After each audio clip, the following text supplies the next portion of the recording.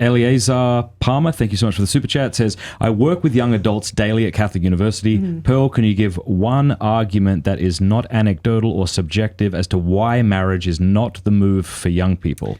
I would say because for women, it's beneficial. For women, sure. But for men, because women are paid to leave. Simple. You want to respond?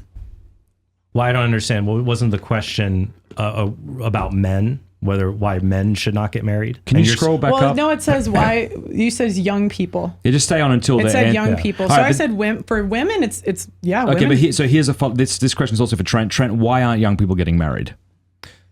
Why? That's a sociological question, so there's a lot of different elements to it.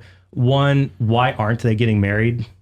The marriage rate has been decreasing. One reason I would say is because people fill their heads with anti-marriage propaganda. Like if you tell people over and over again, half of all marriages fail, half of all marriages fail, when that's not true, the majority of marriages last a lifetime, they think that they're not going to make it. So they've imbibed a cultural attitude that's anti-marriage. Also, frankly, so there's a lot of men, I mean, back in the day, well, to put it crudely, no one buys the cow if you can get the milk for free. So, I mean, for men, most of the time, if they wanted to have a sexual encounter with a woman, they married a woman or they paid for a prostitute.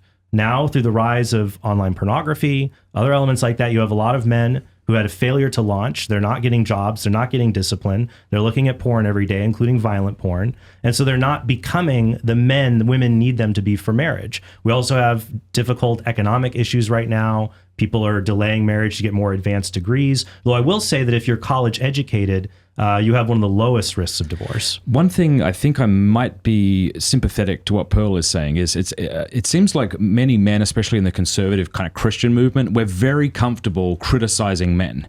You know, your failure to launch, you're a slob, get yourself in shape, but we seem less likely. Oh, no. Well, and this. Can you scroll down just a touch? He's saying. Scoot back this way. You're in Matt's shot. Oh, sorry. I also, well, I wanted to ask you men and women. So I would say that women, for example, men and women both think there's many things I want to pursue in my 20s and 30s before I get married down. And I would encourage both of them.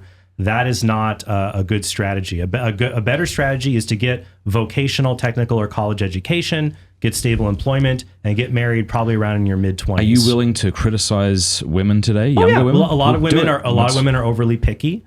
So they'll, just as what Pearl is saying, you know, men should have standards. You know, if they have standards. Women have extremely high standards, saying that men have to get an exorbitantly high income. They look at a relationship like, oh, he needs to have this certain height, or he needs to have. So just as what Pearl was saying, I would say that just as unreasonable for Pearl to say married men have to demand a woman not gain 15 pounds in their marriage, it's unreasonable for women to say, I'm not going to marry a guy unless he's 6 foot tall, unless he makes 6 figures. Unless he looks like Thursday. Rather, what we should look for is the person virtuous? Is the person someone Isn't being fat gluttony?